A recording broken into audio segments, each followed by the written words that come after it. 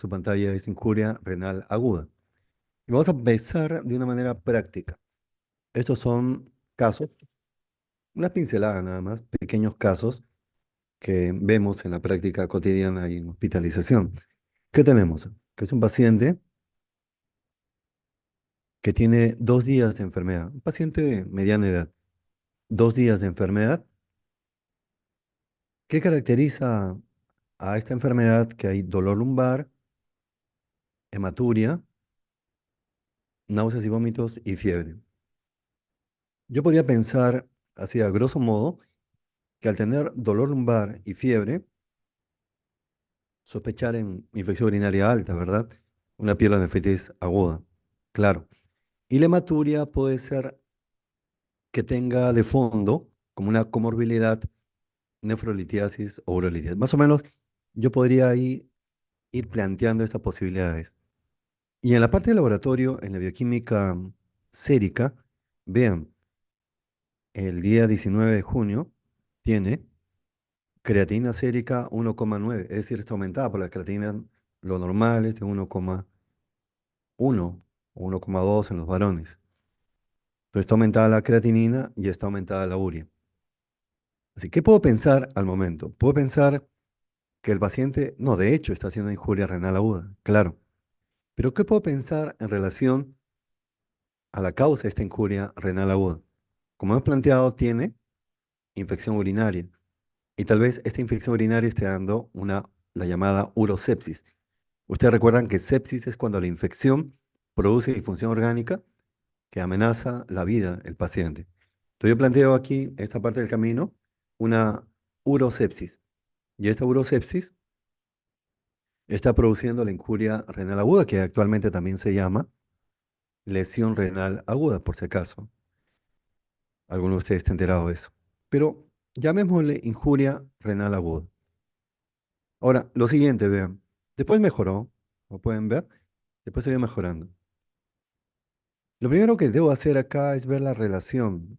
Tengo que hacer una división entre urea y creatinina y ver si es mayor de 40 o menor de 40.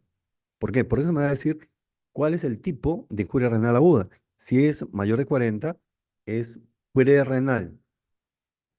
Y si es menor de 40, ya es renal, interrenal, o sea, hay un daño renal establecido. En este caso, si divido 71 entre 1, será mayor de 40, no, casi entre 2. 1,9 redondeo a 2, sí, es menos de 40. O sea, aparentemente, ¿qué me está diciendo? Que esta injuria renal es interrenal. Sin embargo, este no es el mejor parámetro para poder clasificar la injuria renal aguda, como vamos a ver después. Y vean lo siguiente, el día 20 está normal y después se mantiene en el límite superior. ¿Esto qué quiere decir?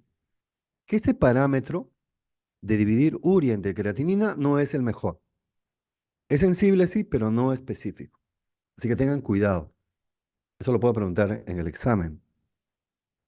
Por la evolución de este paciente, la evolución en este caso, claro, clínica y también bioquímica, de la bioquímica urinaria, puedo decir, sin temor a equivocarme, que estoy frente a una injuria renal prerrenal debido a una probable urosepsis. Este es el caso 1. Caso 2. Acá tenemos otro paciente que ya tiene un tiempo de enfermedad de una semana. Está presentando agitación psicomotriz de repente, disnea a moderados esfuerzos, dolor precordial, ortopnia. Es decir, es un paciente que tiene insuficiencia cardíaca, ¿verdad? Porque ¿qué es ortopnia? Es la intolerancia de cúbito. El paciente necesita varias almohadas para poder respirar bien. A eso súmale disnea de esfuerzo, súmale dolor precordial y el edema ni hablar, se cerró el círculo. Es una insuficiencia cardíaca crónica, de repente reagudizada. Y ese dolor de pecho de repente puede estar diciéndome que tiene de base una cardiopatía isquémica o coronaria. No sé, eso es lo que planteo. Ahora, veamos la consecuencia a nivel renal de esto. La creatinina está en 1,3, está aumentada discretamente y la urea también. Pero a medida que pasa el tiempo, eso fue el 5 de junio, el 6 está en 1,68. Aumentó. Y acá planteamos lo mismo. Es un paciente que tiene injuria renal aguda por una insuficiencia cardíaca crónica, lo que llaman ahora agudamente descompensada. Divido urea entre creatinina, 68 entre 1,6, me va a salir menos de 40. Es decir, como si fuera también una injuria renal aguda interrenal. O sea, ya hay un daño renal establecido. ¿Y cómo le fue? Se mantuvo. Llega el día 14 y seguía aumentado todavía. Entonces, en este caso sí, por el curso, por la evolución de la bioquímica, por los niveles persistentes elevados de creatinina y de urea, podemos decir que sí, estamos frente a una injuria interrenal. Solamente eso. Continúo.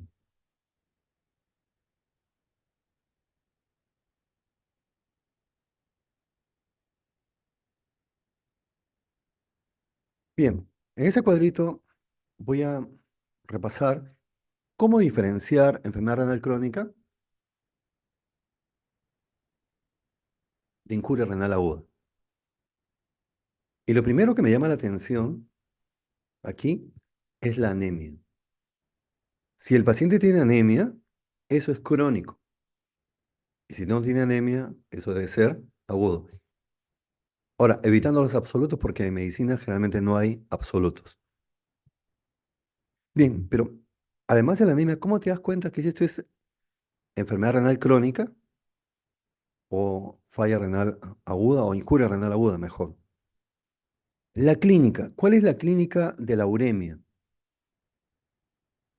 Lo que llaman el síndrome urémico. En este caso, lo que va a destacar es a nivel digestivo. El paciente tiene náuseas, vómitos frecuentes. Y además, en el sistema nervioso central, depresión del estado de conciencia, somnolencia, confusión, sopor, incluso puede llegar al coma, si es que no se maneja adecuadamente. Bien, esta clínica, hay más, pero principalmente esto. Esta clínica de esta uremia va a ser más destacada cuando es agudo y menos destacada cuando es crónico. ¿Por qué? Porque cuando es crónico ya se ha adaptado. El paciente se ha adaptado a niveles elevados de urea y creatinina. En cambio, cuando es agudo, no. Pues ahí siente más la pegada de la intensidad de la clínica. ¿Cómo demuestro si esto es crónico o es agudo? Muy simple. Le pide una ecografía renal. Porque si es crónico, ¿cómo va a estar el tamaño de los riñones? Disminuido. El grosor de la corteza, disminuido. Pero es bueno dar punto de corte. Es importante, los puntos de corte. El tamaño de los riñones menos de 10 centímetros significa que está disminuido de tamaño. Y la corteza menos de 30 milímetros está adelgazada la corteza. Entonces, resumiendo, ¿cómo demuestro que es una enfermedad renal crónica? Con una ecografía. Si la longitud es menor de 10 centímetros y la corteza menos de 30 milímetros, ni hablar. Sin embargo, compañeros, hay excepciones. En medicina hay excepciones. Aquí tengo que revisar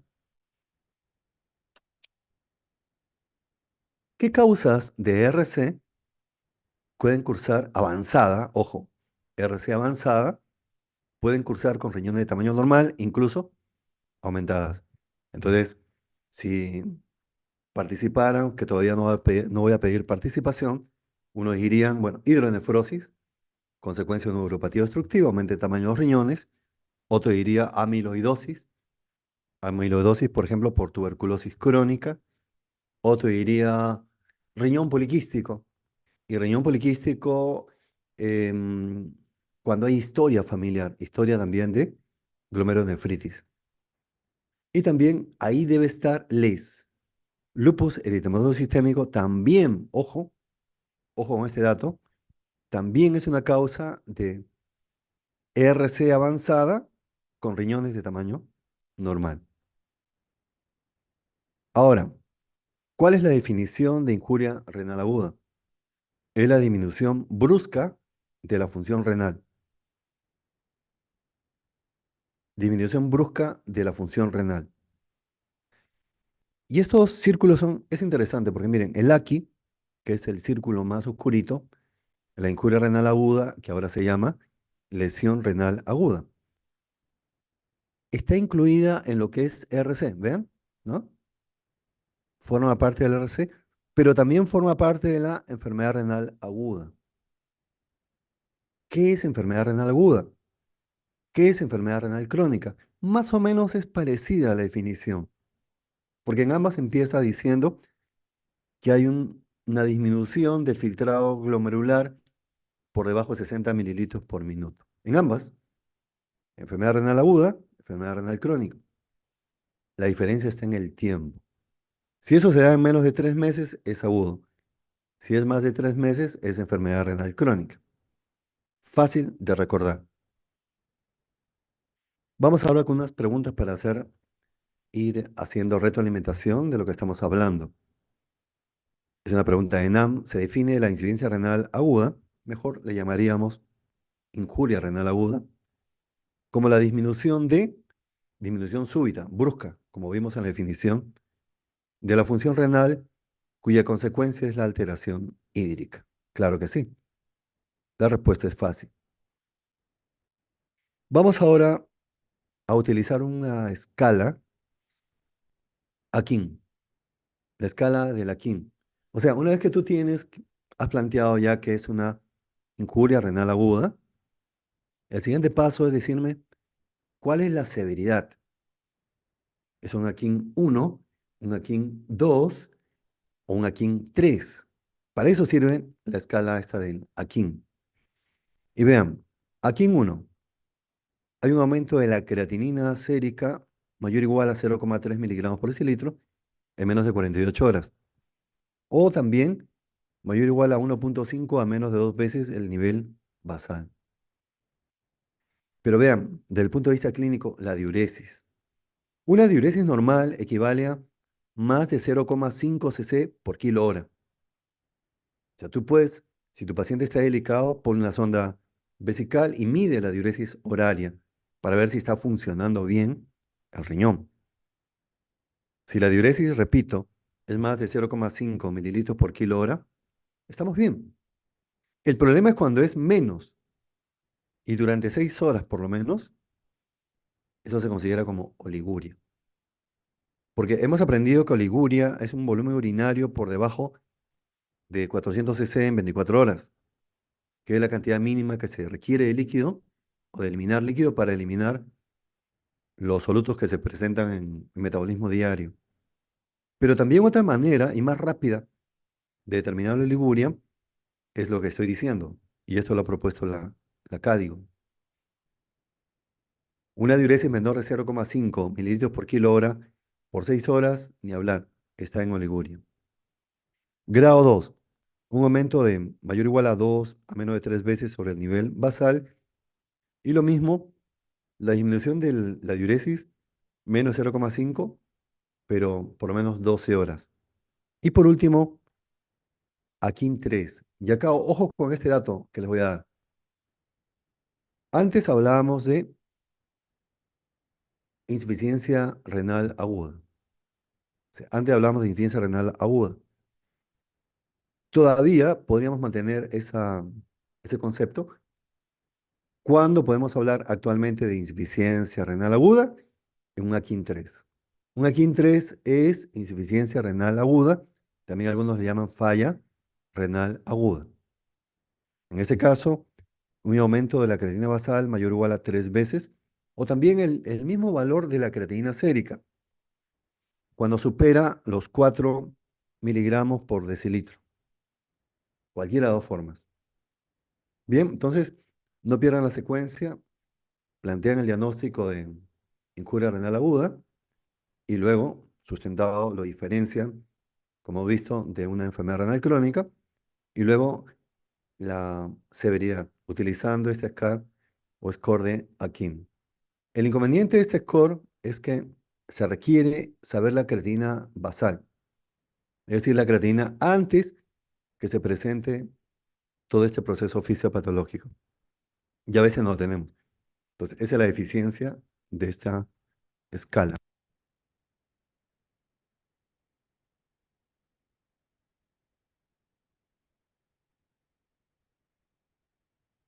Una vez que tú dices que es una injuria renal aguda, aquí en tanto, o uno, dos o tres, el siguiente paso es ver si es lo que vimos al inicio, si es prerrenal, interrenal o posrenal. Y nos ayuda mucho como le dije ya en la clase anterior, en este capítulo de semiología renal, tenemos que utilizar mucho de la analítica, mucho de los exámenes auxiliares. Quieras o no, tenemos que utilizarlo, no queda otra. Si es que queremos aproximarnos a la verdad. Y tenemos acá varios parámetros que te pueden indicar si es prerrenal o es interrenal. ¿Cuáles hemos utilizado nosotros en el primer ejercicio? Esto, la relación urea sobre creatinina. Más de 40 prerrenal, menos de 40 renal. ¿Eso qué quiere decir? Que cuando el daño es prerrenal, o sea, no hay un daño renal establecido, se sigue reabsorbiendo urea. ¿Y dónde se reabsorbe la urea? A nivel del túbulo contorneado proximal. Sin embargo, ¿qué les dije? Que es sensible, pero no es tan específico. También puedo usar sodio urinario menos de 10 prerrenal, más de 20 renal. Los cilindros, en el examen de orina, cilindros hialinos, prerrenal, cilindros glandulares renales.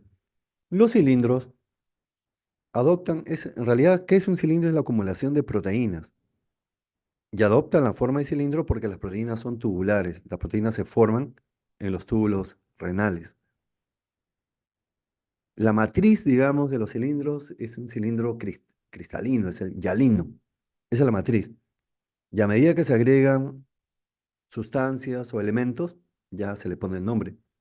Cilindros hemáticos, cilindros eritrocitarios, cilindros leucocitarios, cilindros granulosos.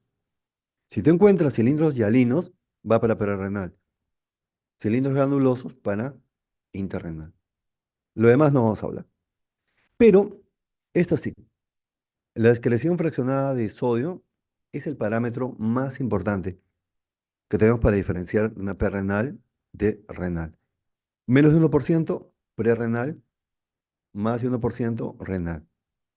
Y no se confíen de esta relación urea sobre creatinina. Tenemos acá otra pregunta. ¿Cuál de las alternativas señaladas caracteriza a la insuficiencia renal aguda prerenal? Son preguntas ya anteriores, antiguas, pero hay que actualizarlas. Entonces le llamaríamos, actualmente, ¿cómo se formularía esta pregunta? Así. ¿Cuál de las alternativas señaladas caracteriza a la injuria renal aguda prerrenal? No le llamemos insuficiencia. Y según lo que hemos repasado, tenemos que ir a la E. La respuesta es excreción fraccionada de sodio. Una cosa que yo les aconsejo, compañeros, es que cuando revisen este tipo de preguntas, ENAN, ustedes van a dar el examen del ENAN. ¿Les interesa este examen? Claro que sí. Cuando se entrenen en estas preguntas, no vean las alternativas de frente. Entonces yo tengo acá, ¿cuáles alternativas caracteriza la injuria renal aguda? Tengo varias en el cuadrito anterior. Pero ¿cuál es la más importante? La más fidedigna, la que tiene mayor valor diagnóstico, es la excreción fraccionada de urea menos de 1. Entonces es lo primero que busco. Y después ya tengo el sodio urinario, que debería ser menos de 10, que no de acá. La excreción fraccionada mayor de 1, que es interrenal, etcétera. Así que no vean las alternativas, vayan de frente a la respuesta. Y después, en el diagnóstico diferencial, sí vean las otras alternativas que son llamadas distractoras. ¿Cuál es el siguiente paso? Una vez que tú dices que ya es una injuria renal aguda, aquí en tanto, que te indica la severidad, y planteas si es prerrenal intrarrenal o postrenal y te apoyas en el laboratorio, suponiendo que tú consideras que es prerrenal, entonces tienes que ver cuál es el mecanismo, porque a partir de este mecanismo tú vas a llegar a la causa, y son cuatro mecanismos: hipovolemia absoluta, hipovolemia relativa, pérdida de la autorregulación renal y alteración de la microcirculación. Hipovolemia absoluta, deshidratación severa por diarrea, por ejemplo, grandes quemaduras, tercer espacio que han aprendido cuando han hablado de pancreatitis aguda.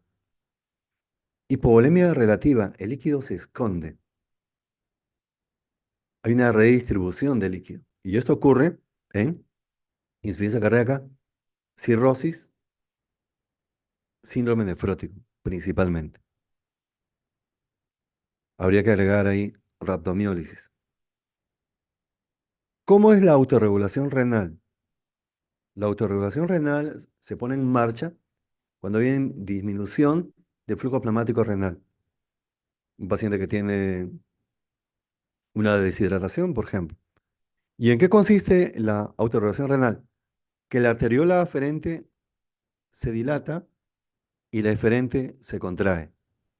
Y hay fármacos que van a anular esta autorregulación. Un fármaco que contraiga la arteriola aferente está anulando la autorregulación, como los AINES. Otro que dilate la eferente está anulando la autorregulación, como los YECA o los ARA2. Y por último, la alteración de la microcirculación, que lo vemos en sepsis. Cuando es interrenal, puede ser glomerular, intersticial, tubular o incluso vascular. En glomerular, glomerulonefritis primaria, la membranosa, por ejemplo, secundarias a LES, después diabetes mellitus, una de las más frecuentes. Intersticial, por uso de AINES o antibióticos. Tubulares, aquí en las tubulares tenemos en primer lugar la isquémica, es decir, empezó como, empezó como una injuria renal aguda, prerrenal, por deshidratación, pero no recibió un manejo adecuado. Entonces, eso sigue progresando. ¿Y a dónde va a progresar? A daño renal ya establecido. Y eso se llama necrosis tubular aguda isquémica. La necrosis tubular también puede ser tóxica por aminoglucósidos, por sustancias de radiocontraste. Y la vascular, la vasculitis. Solamente un par de palabras para postrenal, donde una de las causas frecuentes es nefrolitiasis. Puede ser también tumores benignos, tumores malignos. Podría ser también vejiga neurogénica en los diabéticos, hiperplasia prostática benigna en los varones mayores de 55 años, etcétera, etcétera. Veamos este caso clínico para poder hacer retroalimentación en relación a la información que les he ido dando. Es una mujer de mediana edad que viene por una enfermedad aguda caracterizada por diarrea severa y deshidratación severa. El momento que es diarrea severa, yo estoy planteando que es una diarrea infecciosa, ¿o no? Claro, es una diarrea infecciosa, secretora, toxigénica, toxigénica bacteriana. Y vean, acá ya hay disfunción orgánica. La diuresis es menor de 0,5 por 6 horas. ¿Qué te está diciendo ahí? Que tiene oliguria. Que esta deshidratación está produciendo disfunción a nivel renal, oliguria. La presión está en el límite, igual que la frecuencia cardíaca, la frecuencia respiratoria está aumentada. ¿Cuál es el diagnóstico? El diagnóstico al momento sería una injuria renal aguda prerrenal. Claro, no me dan datos todavía para cuándo sospechar que esto ya se convirtió en interrenal. Entonces la respuesta está en la B, insuficiencia prerrenal. O mejor dicho, sería una injuria renal aguda prerrenal. Está otro caso de ENAM. Es un varón de mediana edad que tiene injuria renal aguda por shock hipovolémico prolongado. Es el primer mecanismo que hemos hablado de la injuria renal aguda. Y vean que esto está totalmente dirigido. Según el examen de orina, ¿qué hallazgo indica necrosis tubular aguda? Y hemos visto incluso hasta desglosado que una injuria renal aguda prerrenal son cilindros hialinos, y una interrenal son los cilindros granulosos. Entonces acá simplemente la respuesta es cilindros. Y cilindros, a ver, acá hay dos. Quisiera que ustedes, mentes brillantes, inclinen la balanza. Acá hay dos posibilidades. Marcar como cilindros granulosos o marcar como cilindros simplemente. Pero yo creo que no es para complicarse la vida, mejor, no nos compliquemos. Cilindros hay todo tipo de cilindros, es una respuesta muy general. En cambio, si el paciente está en shock hipovolémico, lo más probable es que esa injuria renal ya sea interrenal. Por lo tanto, ¿qué espero yo? Cilindros granulosos. Y la otra clave, la otra alternativa, que es cilindros solamente, es muy general. No es una respuesta específica. No hay problema. Es un paciente con cuadro de deshidratación severa parecido al anterior, que presenta un volumen urinario de 10 mililitros por hora. Está en oliguria. Le ha aumentado 2 miligramos, los medios de urinaria 1025, el sodio urinario está en el límite 10. El diagnóstico más probable es insuficiencia, tiene deshidratación severa, creatinina al doble, la osmolaridad en 1025, el sodio en 10. Lo más probable que esto sea prerrenal. Por eso urinario, en una interrenal debería estar más de 20, entonces no alcanza. Todo todavía está para, lo mismo que la osmolaridad urinaria, para prerrenal.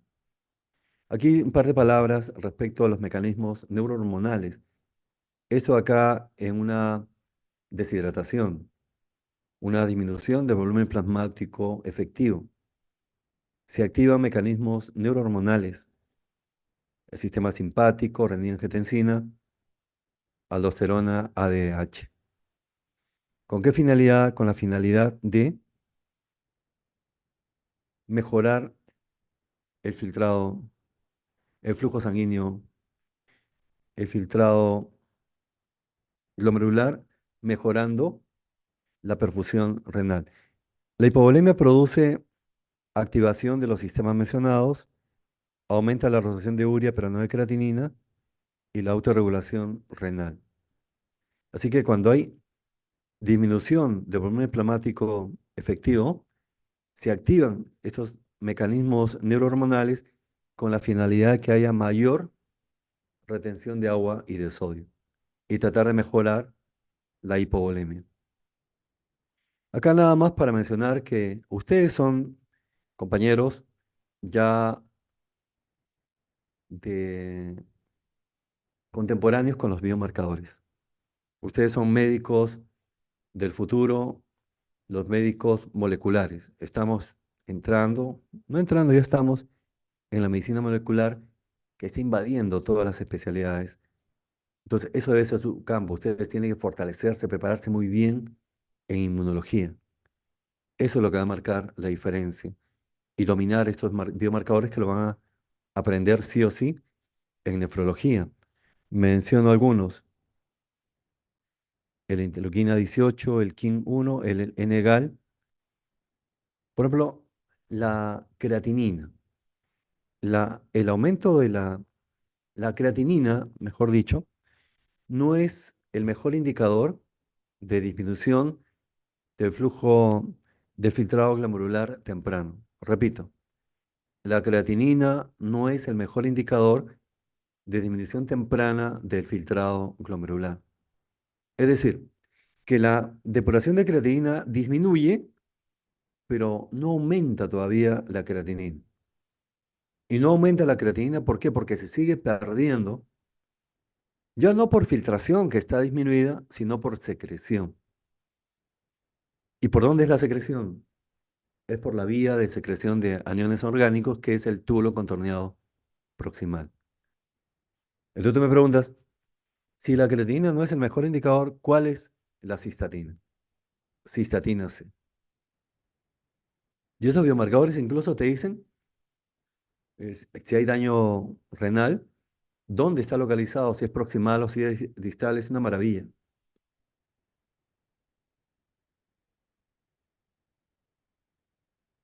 Este es un caso interesante. Este caso es un paciente politraumatizado con intoxicación alcohólica que presenta múltiples hematomas. Es un politraumatizado y que llega con azoemia.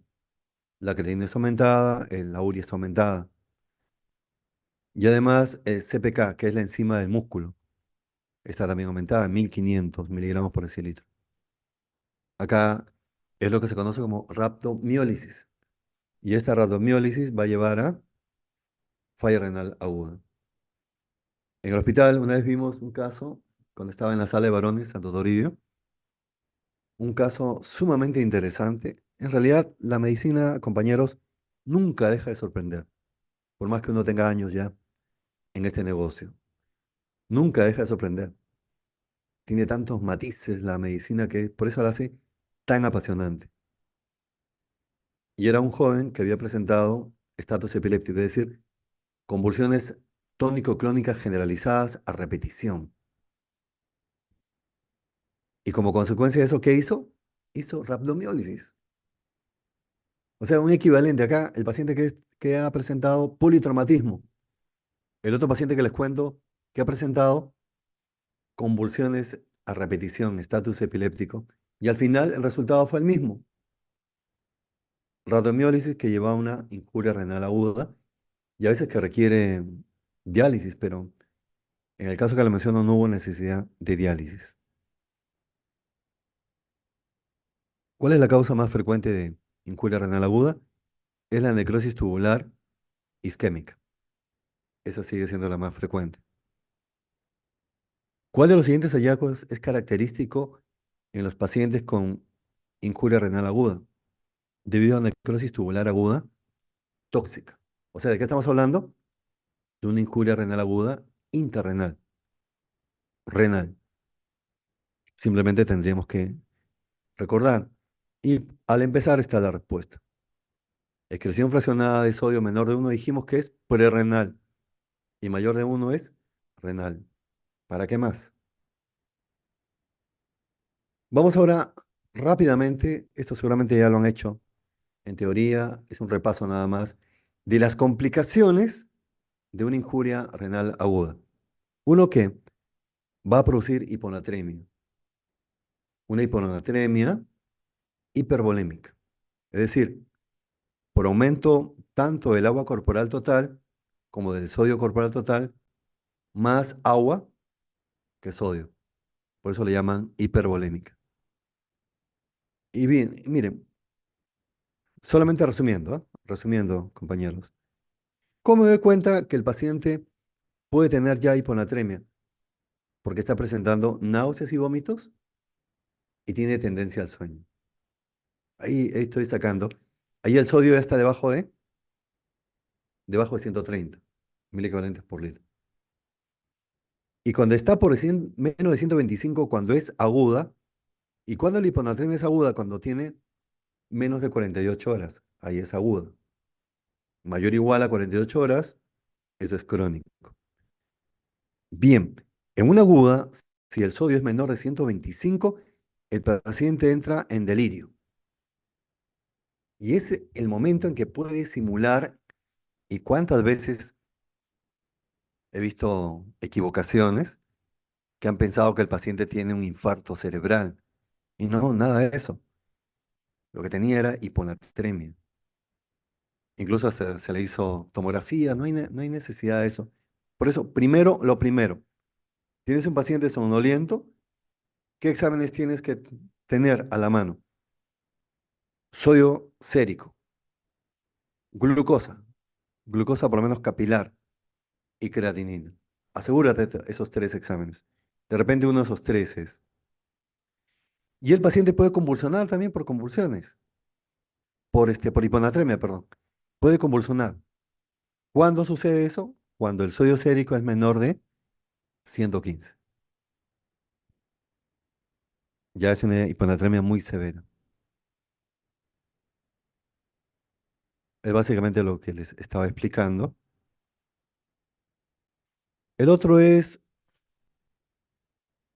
solamente acá para remarcar lo siguiente, ¿eh? Remarcar lo siguiente. En la como es una hiponatremia hipervolémica, aquí lo que le decía, que aumenta tanto el agua corporal total como el sodio corporal total, pero a más agua que sodio. Por eso es hipervolémica y el paciente suele presentar edema. Y hay un biomarcador aquí que va a estar aumentado, que es la copeptina, es un biomarcador de moda. ¿Qué necesito pedir acá? Sodio urinario. Si el sodio urinario es menor de 20, esto es extrarrenal. Pero en el tema que nos ocupa, yo espero que el sodio urinario esté más de 20 milivalentes por litro. La etiología es renal, sea una injuria renal aguda o una enfermedad renal crónica. Básicamente eso. Pregunta, hiponatremia euvolémica con sodio urinario mayor de 20, ¿cuál es la causa? Si bien es cierto, no hemos visto solamente hipovolémica y hipervolémica. Euvolémica está en el centro. Pero acá puede ser cualquiera. Secreción inadecuada de hormona antidiurética, hipotiroidismo sobre todo secundario, insuficiencia suprarrenal sobre todo secundario, fármacos como los AINES o las glitazonas que son antidiabéticos. Todas son causas de hiponatremia euvolémica con un sodio urinario mayor de 20. Entonces acá, ¿qué es lo que quieren que les conteste? Lo más frecuente. Y que lo más frecuente es CIJAT, secreción inadecuada de hormona antidiurética. Por último, en el AGA, con eso ya cerramos. En el AGA, ¿qué tipo de alteración voy a encontrar? Esto es una lectura previa, quiero ir de frente. Eso. ¿Qué tipo de alteración voy a encontrar? Espero encontrar una,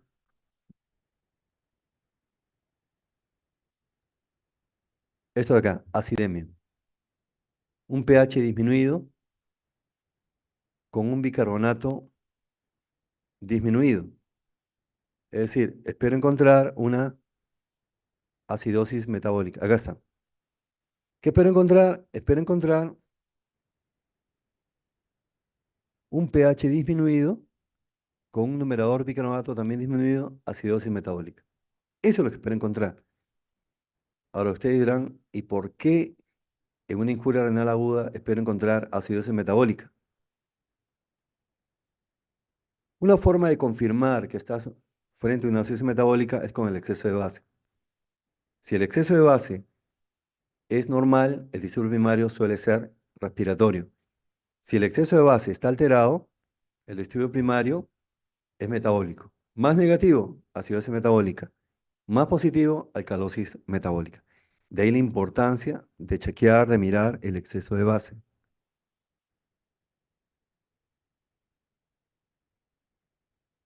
Ya acá voy, acá voy. No es una clase de acidosis metabólica, solamente estoy utilizando lo que me interesa a mí para plantearla como complicación de la injuria renal aguda. Entonces, tengo acá, espero encontrar una acidosis metabólica con anion gap incrementado. Claro. Y acá tienes los mecanismos. Uno, por aumento de la producción de hidrogeniones. Dos, por disminución de la excreción renal de ácidos. Así tenemos. Causa de acidosis metabólicas con anion gap aumentado por aumento de producción de hidrogeniones, cetoacidosis, sobre todo puede ser diabética, aumento del ácido láctico, acidosis láctica, o intoxicaciones por salicilatos, por alcohol metílico, monóxido de carbono en los incendios. Pero lo que nos interesa es este de acá, por disminución de la excreción renal de ácidos. ahí tiene enfermedad renal crónica, ahí tiene injuria renal aguda. Así que repito, en las complicaciones, ¿qué espero encontrar? Respecto al sodio, ya, una hiponatremia hipovolémica, con un sodio urinario mayor de 20 milicalentes por litro. Eso respecto al sodio. Respecto al LAGA, ¿qué espero encontrar? Una acidosis metabólica con anion gap aumentado, ¿sí? Por disminución de la excreción renal de ácidos. Eso es lo que espero encontrar.